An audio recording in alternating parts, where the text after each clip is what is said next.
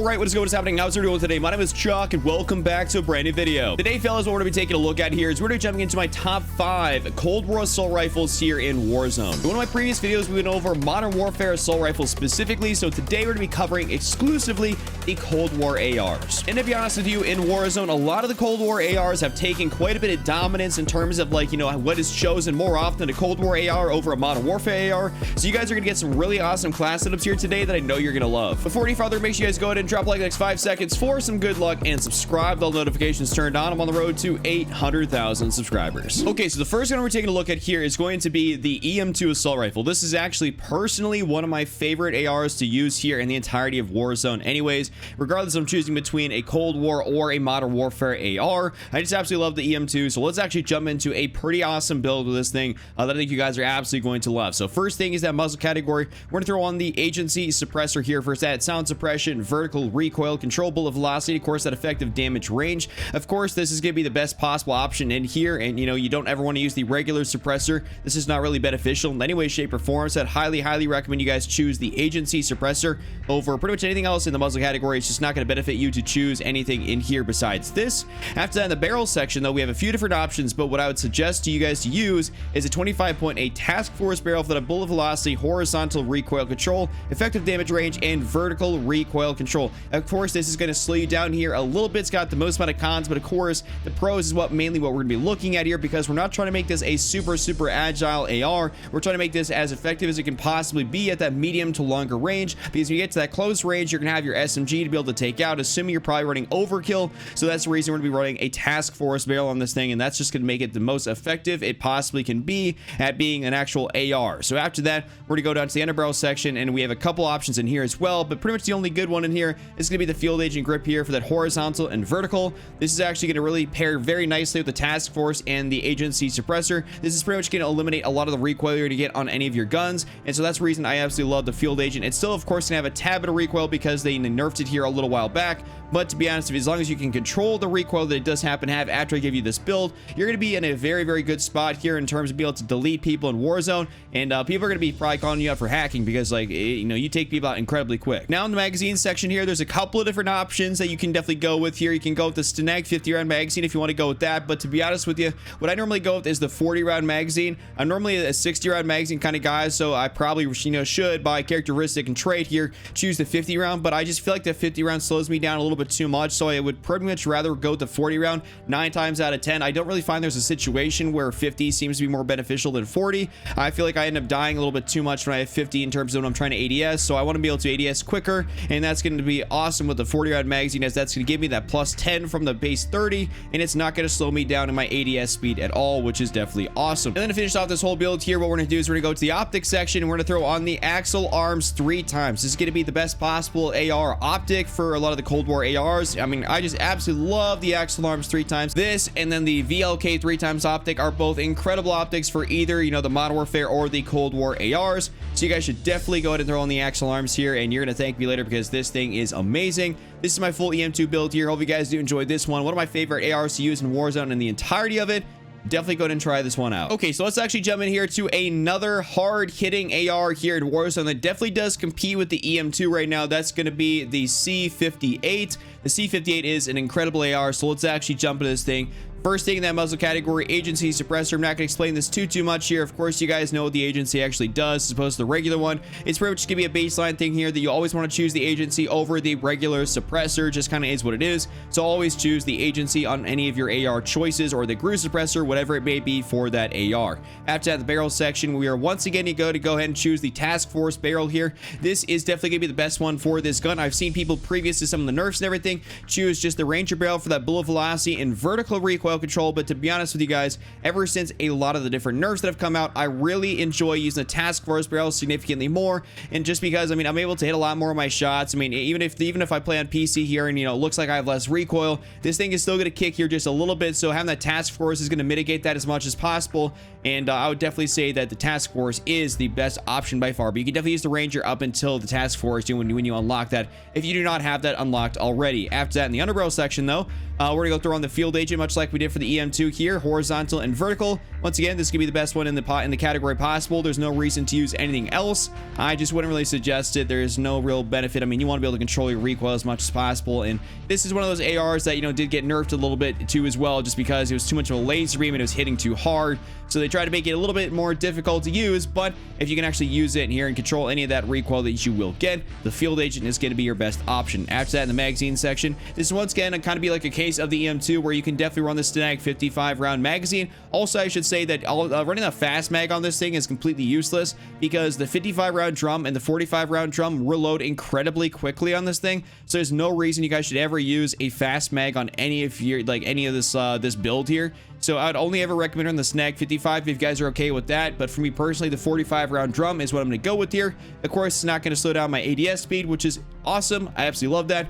So the 45 round drum here is what I'm going to be going for. And then to finish off this build here in the optic section, once again, we're throwing the axle arms 3 times here to give us that, you know, clarification at that mid range, because that's just the range we're going to be using this AR at. You guys could kind of ever so slightly get away with using this at close range if you really have to, if you get caught in an awkward situation, but you're going to get outgunned by stuff like the OTS-9 and of course your other stuff that is meant for close range encounters. So the axle arms is gonna be what we go for here. This is my full C58 build. Hope you guys enjoy this one. Absolutely love the C58, really good.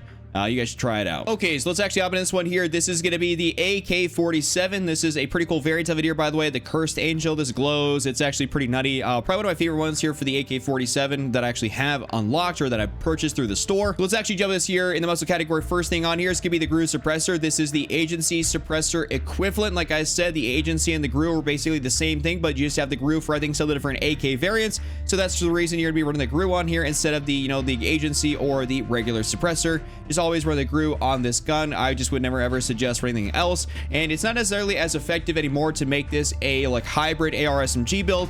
So if I was you guys, I'd always recommend to run this as an actual primary AR. We're kind of past that point in the meta where you can actually use this as like a hybrid. You're gonna get outgunned here by quite a few different things, and so that's the reason I'd only ever recommend running this as a primary AR. After that barrel section, we got the Spetsnaz RPK barrel. This is gonna be the Task Force barrel equivalent. I guess that's going to do everything the Task Force does, but it's just going to be, you know, obviously not named the Task Force. So this is going to do everything, like I said, bullet velocity, horizontal, effective damage range, and vertical recoil control. This is going to be awesome here. This is going to be my only recommendation in the category for this gun, so I'd highly recommend going for this. After that, in the underbarrel section, though, we got the Spetsnaz grip here. This is going to be horizontal and vertical recoil control. Once again, if I'm comparing this to other stuff, this is going to be the field agent equivalent, the Spetsnaz grip. So I would recommend going to Spetsnaz exclusively on this gun, as there is no other benefit to running anything else genuinely on this gun at all. Just run Spetsnaz exclusively. After that, in the magazine section, this is one of those guns here where, I mean, you can definitely kind of go a little bit either way, though, in terms of the magazine. You can go to 45 round magazine, or you can go to Bakelite 60. To be honest, I've had good success with the Bakelite 60. I've also had good success with the 45 round magazine. I just prefer to be a little bit more agile, and also just because this isn't a super high fire rate gun, like pretty much none of the Cold War ARs we've covered so far are. You can get away with running 45 rounds, and you're going to keep a lot of mobility, and you're not going to go through all your ammo too quickly. So I'd suggest to actually run the 45 on this thing as opposed to the 60. You guys will feel a massive difference if you're normally a 60 round magazine person. It feels kind of weird for me not to recommend a 60 round magazine, because that's what I normally do, but for the Cold War ARs, you know, it's just a little bit different as opposed to the Modern Warfare ARs. So I just recommend running the 45 on this thing and pretty much calling it a day at that. And to finish off this build here, of course, we got a sight, and we're gonna go with the axle arms 3 times here, as it's gonna be a pretty standard AR build to make this the most effective it can possibly be. So I'd highly recommend you guys run the axle arms on this. This is a banger build here for the AK-47. Love the variant as well.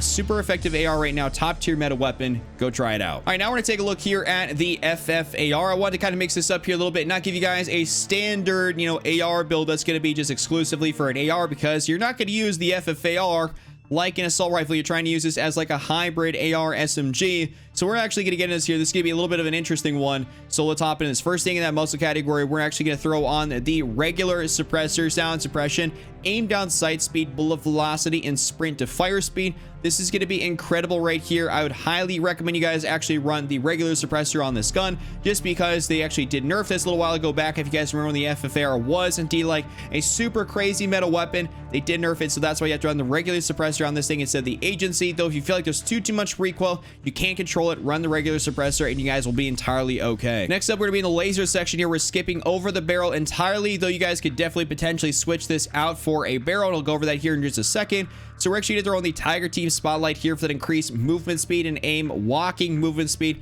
I think this is definitely a good attachment here to run on your FFAR if you're trying to use this as a close range gun, which I don't really see why you try to be using this as a long range.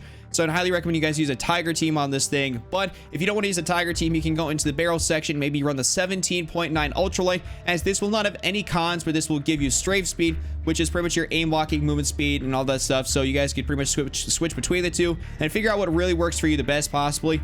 For me, I actually really like using the lasers on here and running the Tiger Team Spotlight, as I feel like it actually runs and performs pretty nicely with the Tiger Team as opposed to only running the ultralight, or so on and so forth. Now in the magazine section, we have a couple of different options in here, but pretty much the only one is gonna be the Snag 50 round magazine. There's no reason you guys should run the fast mag on this thing. That's gonna slow down your ADS way too much. This gun is already slow enough. We're not trying to slow it down more, we're trying to speed it up. So that's why we're gonna run the Snag 50 round, and also because we have to run the largest magazine on this thing because it has a super high fire rate unlike the other ARs. That's why this thing is useful at close range as opposed to at a longer range. I don't think I've ever seen anybody try to make a long range build with this thing because it's just not effective at longer range. So run the Snag 50 round on this thing, kind of just call it a day. Don't really argue too much with that. And after that, we're gonna go to the rear grip section, and we're gonna throw on the Serpent Wrap here, which is going to increase our ADS time. This is gonna be pretty awesome here. It's gonna, of course, slow down our sprint to fire just ever so slightly. But that's okay, because we're gonna be taking care of that here in just a second. So pretty much run the Serpent Wrap on this thing, as that's gonna be the best one in the rear grip section. So just run the Serpent and just kind of, you know, go with that one. And then to finish off this build here, we're gonna run the Raider stock for that ADS firing movement speed, aim walking movement speed, and sprint to fire time. This is gonna negatively impact your hip fire accuracy, but to be honest with you, when are you gonna ever hip fire the FFAR? It's just not gonna happen. So just run the Raider stock, and you guys will enjoy lots and lots of benefits of moving around pretty quickly. So this is a really awesome and fun build, not super meta,